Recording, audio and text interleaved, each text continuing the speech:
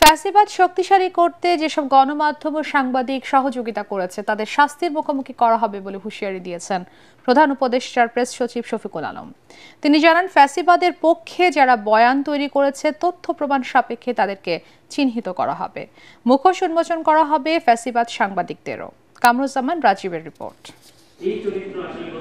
Dhaka reporters ইউনিটিতে গণমাধ্যম সংস্কার প্রস্তাব ও নাগরিক ভাবনা শীর্ষক আলোচনা সভার আয়োজন করে ফ্যাসিবাদ মুক্ত গণমাধ্যম চাই নামের একটি সংগঠন। এতে অংশ নেন প্রধান উপদেষ্টার প্রেস সচিব শফিকুল আলম। শুরুতেই সংগঠনের পক্ষ থেকে গণমাধ্যম সংস্কারে ১৩ দফা প্রস্তাবনা তুলে ধরা হয়। বক্তারা বলেন, গণমাধ্যমের পেশাদারিত্ব প্রতিষ্ঠায় সরকারের নিয়ন্ত্রণ, মালিকের স্বেচ্ছাচারিতা রোধ, সাংবাদিকদের চাকরির নিরাপত্তা ও বেতন কাঠামোর সংস্কার, সাংবাদিক সুরক্ষা আইন প্রণয়ন করতে হবে। এ সময় প্রধান উপদেষ্টার প্রেস সচিব শফিকুল আলম বলেন, ফ্যাসিবাদের রাজত্ব কায়েমে হাসিনা সরকার গণমাধ্যমকে ব্যবহার করেছে। সে সময় ফ্যাসিবাদের পক্ষে যারা বয়ান তৈরি করেছে তাদের চিহ্নিত করার কাজ চলছে।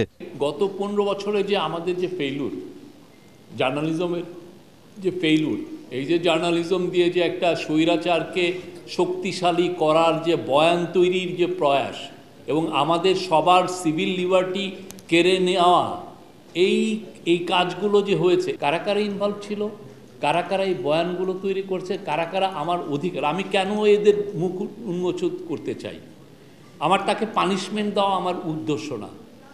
আমার উদ্দেশ্য হলো সে আমার সিভিল লিবার্টিস, আমার যে ফ্রিডমটা সে কেড়ে নিয়েছিল। এটা একটা ভয়াবহ অন্যায় এবং সে এমনভাবে বয়ান করেছে তাতে ওই গভর্নমেন্ট মনে করেছে যে আমাকে খুন করাটা তার জন্য জায়েজ।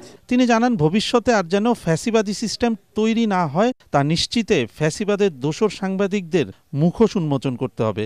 প্রেস সচিব জানান, সাংবাদিকতা কোনো সস্তা কাজ নয়, সাংবাদিকদের মানসম্মত ন্যূনতম বেতন কাঠামো নির্ধারণ করতে হবে। সবার সোচ্চার হওয়া উচিত।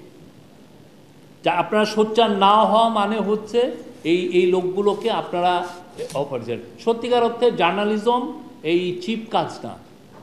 জার্নালিজম করতে হলে পয়সা খরচ করতে হবে আর বেতন দিতে হবে ভালো। কেউ ২,০০০ টাকাও পান না বেতন, অথচ তাকে আমি বছরের পর বছর তাকে আমি এক্সপ্লয়েট করতেছি।